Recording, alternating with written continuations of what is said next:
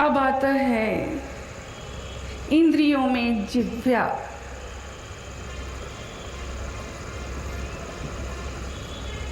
ये जिह्वा दुनिया में जाया करने के लिए नहीं मिली।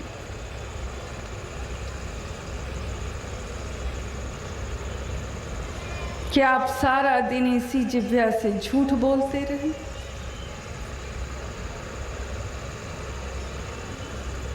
छल कपट की बातें करते रहे? किसी को गाली देते रहे, अपशब्द कहते रहे?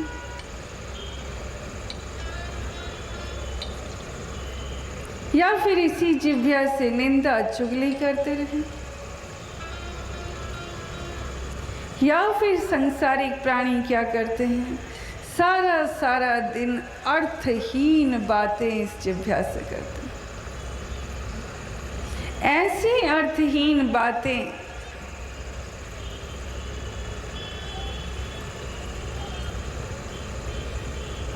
जिसके करने से कोई भी फल आपको नहीं मिलने वाला।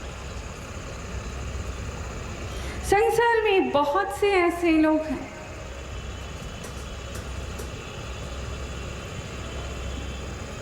जो अपने जीवन का बहुमूल्य समय अर्थहीन बातें कर के घंटों जाया कर देते। कभी उन्हें ध्यान नहीं आता कि हम इधर उधर की बातों में अर्थहीन बातें जिनका कोई मतलब नहीं, हम समय जाया कर रहे हैं। हम क्यों ना इस जिह्वा से उस राम के नाम का सिमरन करें, उसे सिमरें। सिमर सिमर सिमर सुख पाओ।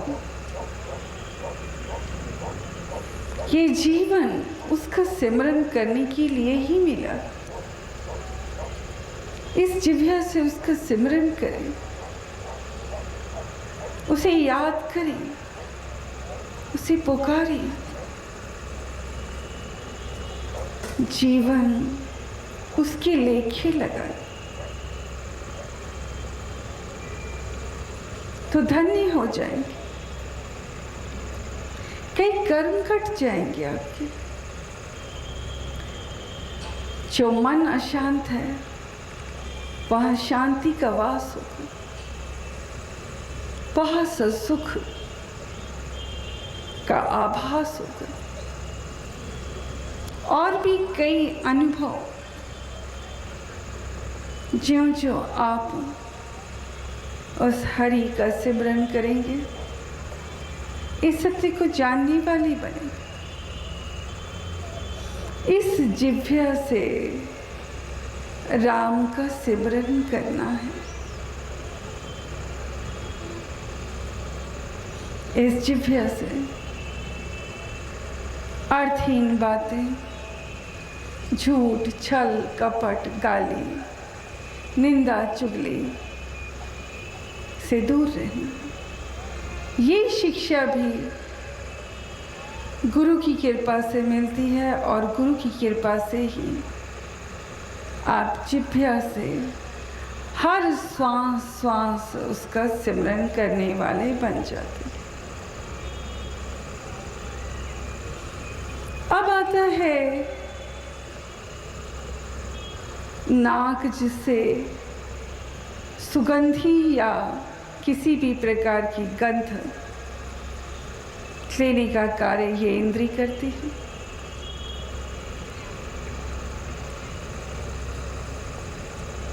सच ये है कि इस कायनात, इस सृष्टि में उस परमात्मा की सुगंधी हर तरफ है जो उसकी याद दिलाती है।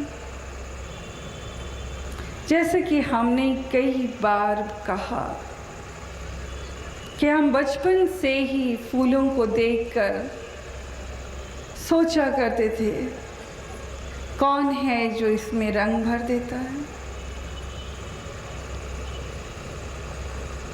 वो कौन कलाकार है जिसने इतनी सुंदर फूलों को बनाया?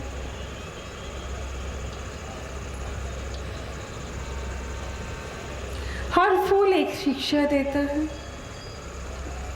अगर हम उनकी सुगंधी में खो जाएं तो परमात्मा की याद आती। सिर्फ परमात्मा की ही नहीं, परमात्मा के गुण भी दिखते हैं। एक फूल जिसमें रंगत भी है, सुगंधी भी है, वो राह चलने वाले हर प्राणी को अपनी ओर आकर्षित कर लेता अपने इस गुण से। वो कौन सा गुण? सुगंधी। क्या आप मुड़कर देखते हैं कि ये सुगंधी कहाँ से आ रही है? और जब देखते हैं तो पता चलता है ये गुलाब है, गुलाब का फूल है जो पास ही कहीं दिखता है आपको। सुगंधी पहले आती।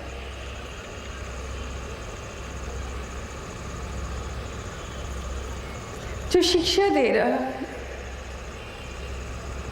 कि हमें भी कहीं ऐसा जीवन जीना है कि हम अपने आसपास के वातावरण को सुगंधित कर दें, सुगंधित बना दें।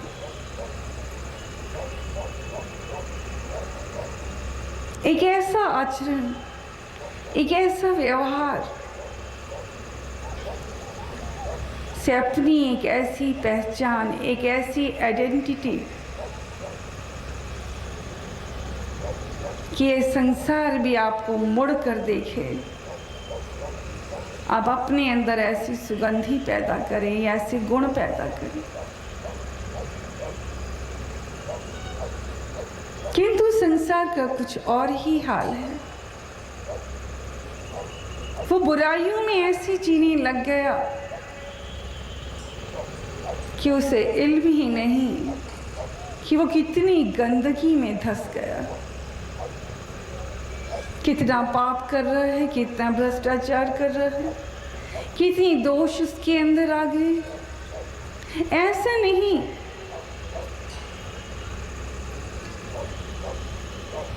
कि दुनिया त्राही त्राही नहीं गए कर रही, किंतु जो इस बहाव में बह रहा है उसे इल्म नहीं, वो बहता चला जाता है एक नशे में।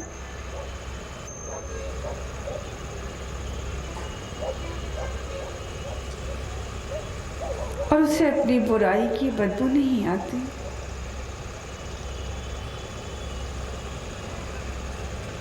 ठीक है, ऐसे ही जैसे बूचड़ खाने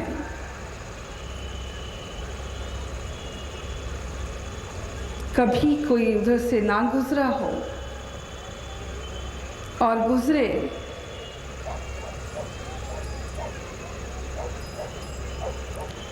तो उसका दम निकलता है, दम घुटता है, उसे बदबू आती। मगर ये सवाल अगर वो बूचड़ खाने वाले से पूछे तो वो कहेगा कि उसे कोई दुर्गंध नहीं आती, क्योंकि उसे आदत पड़ गई है। वो रोज हत्या करता है, रोज पाप करता है, रोज उसी बदबू में जीता है, रोज पाप कर रहा है। ये बुराई इसके अंदर रच बस गई है और उसे कोई दुर्गंध नहीं आती, उसे कोई दोष नजर नहीं आता, कोई पाप नजर नहीं आता, कोई शर्मिंदगी नजर नहीं आती कि वो गलत कर रहा। मगर होश कब आती है? एक समय आता है बच्चों जब उसके कर्मों की मार उसे पड़ती है, उसे सजा मिलती है, तब चीखता चिल्लाता है कि मुझे ये दुख क्यों मिला, कौन सी कर्मों की सजा है। तब कहीं उसकी आंख खुलती। मगर इंद्रियों के वशीभूत होकर संसार हर वो कार्य करता है जिसे नरक कहा गया, जिसे पाप कहा गया, जिसे अधर्म कहा गया, जो झूठ का रास्ता है, जो तबाही की ओर आपको ले जा रहा है।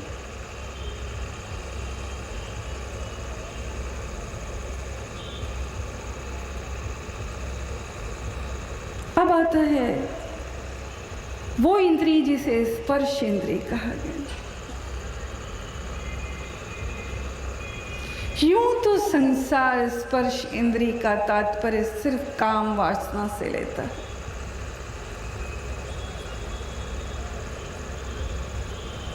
सांसारिक प्राणी इससे अधिक सोच भी नहीं सकते। मगर सच ये है कि स्पर्श इंद्रिय एक ऐसी इंद्रिय है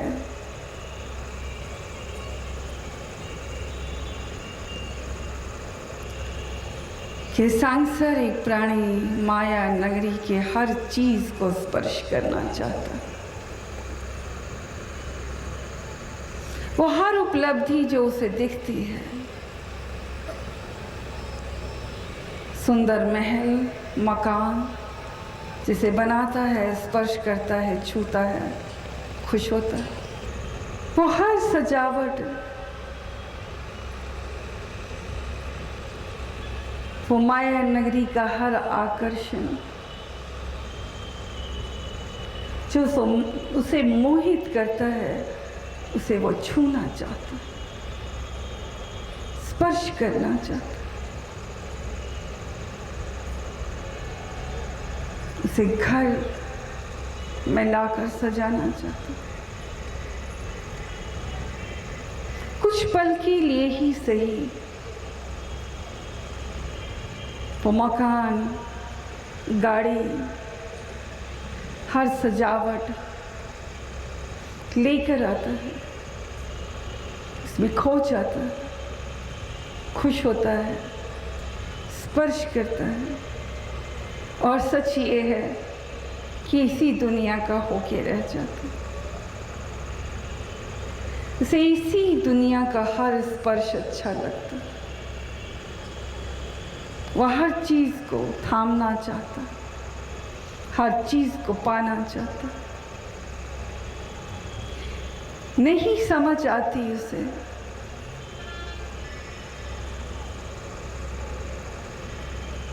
कि उसके लिए राम कितना जरूरी है।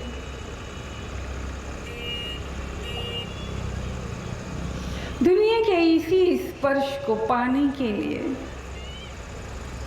छूने के लिए, उसकी नजदीकी के लिए वो झूठ, छल, कपट और तमाम बुराइयों को कब इतने करीब ले आता है उसे मालूम भी नहीं पड़ता।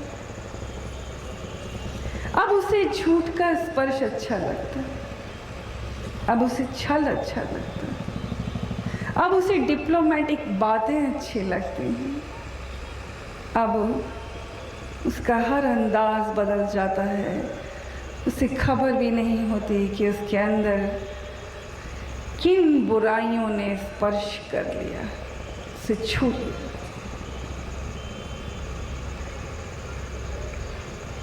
गुरु जो सिखाता है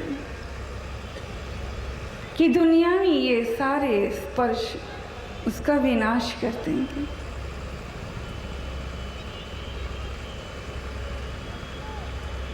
उसका जीवन व्यर्थ हो जाएगा, उसे बार बार ये जन्म नहीं मिलेगा। तो जो कुछ कर रहा है गलत कर रहा है, उसे स्पर्श करना है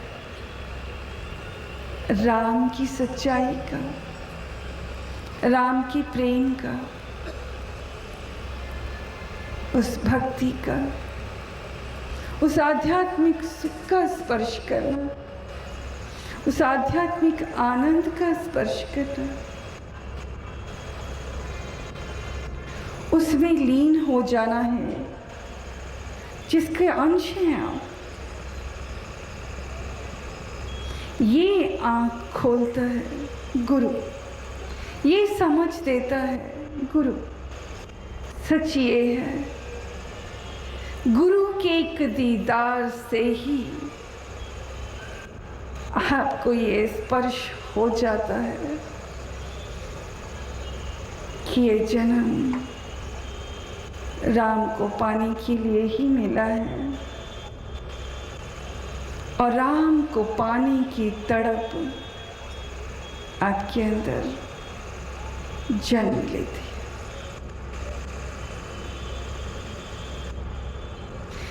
ये इच्छा का जन्म होना ही राम का स्पर्श है। जी हाँ, जहाँ आप राम के लिए तड़पते हैं, उसके दर्शन करने की चाहत करते हैं, प्रेम का जज्बा आपके अंदर जन्म लेता है। कहने का तात्पर्य कि वो इंद्रियां, 5 इंद्रियां जो आपको संसार में ही भटकाती हैं, उससे निकलने का मार्ग सिर्फ गुरु के पास है। गुरु बड़ी आसानी से, बड़ी सरलता से आपको इस भवसागर से उस भवसागर तक ले जाने का मार्ग स्वयं बताता है। इसके लिए ज़रूरी है कि मन, वचन और कर्म से आप गुरु के हो जाइए। बच्चों, सच ये है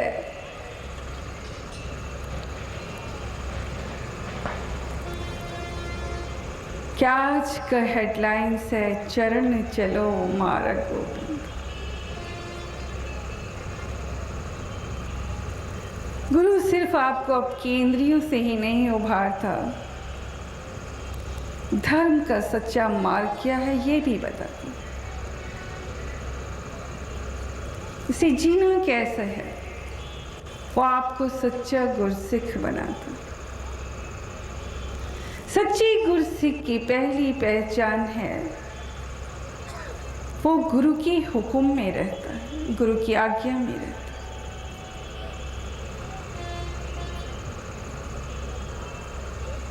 गुरु का हुक्म और आज्ञा क्या है बच्चों?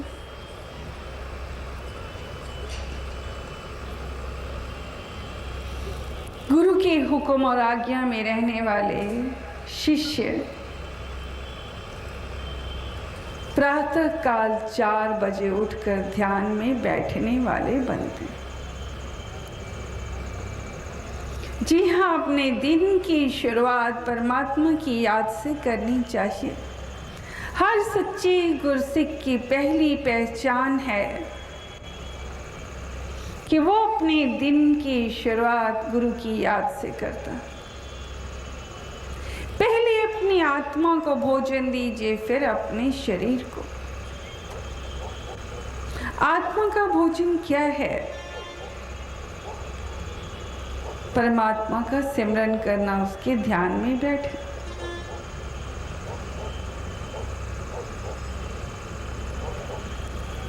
गुरु के हुक्म और आज्ञा में रहने वाले अपने दिन की शुरुआत उसकी याद से करते हैं। यहाँ एक बात और कहना चाहेंगे, सतगुरु अपने दया मेहर का टोकरा लेकर प्रातः 4 बजे ही निकलते,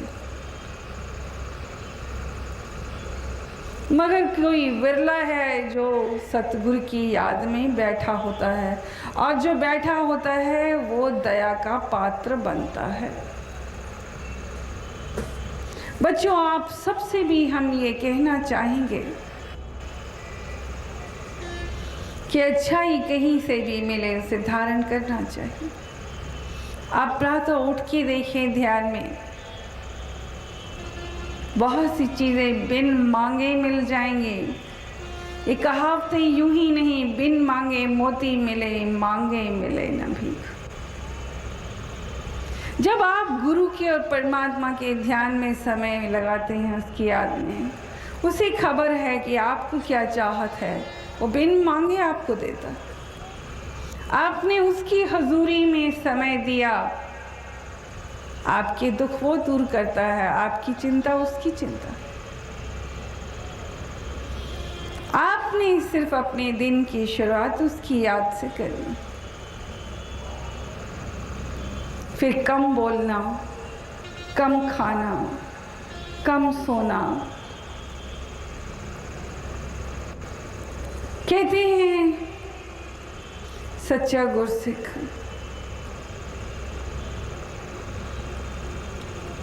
सच्ची सेवा करता। सेवक, सच्चा सेवक भी उसे गुरु ही बनाता।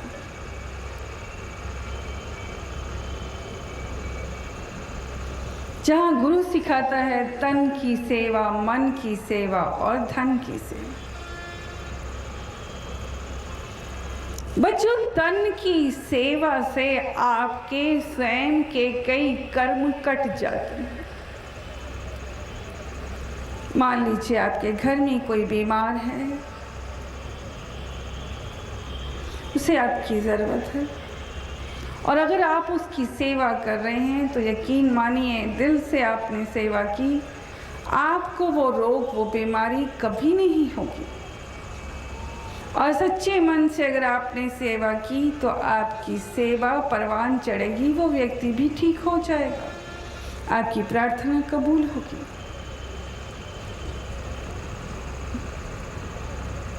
सेवा करने से कई कर्म कट जाते हैं, तन की सेवा।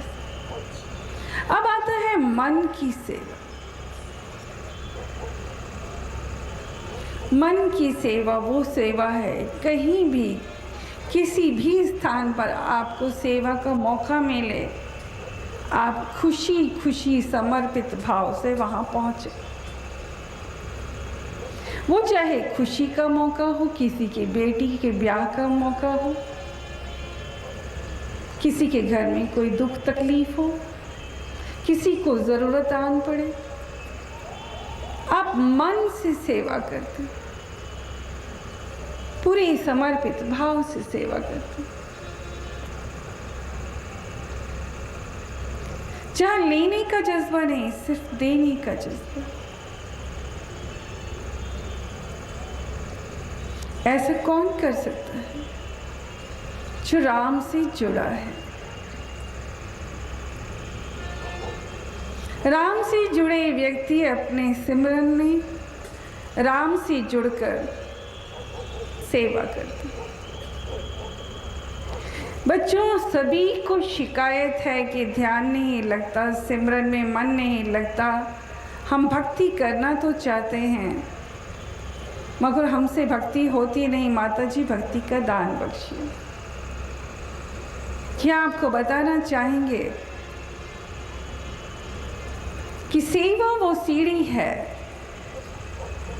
कि निस्वार्थ भावना से अगर आप सेवा कर रहे हैं मन लगाकर, तो फिर आपके किवाड़ खुल जाएंगे। फिर स्वतः आपका मन भक्ति में लगेगा, स्वतः तड़प जागेगी, स्वतः वो आँख खुल जाएगी जिसकी चाहत है आपकी दिल। तो मन की सेवा से भक्ति में मन लगने लग जाता है।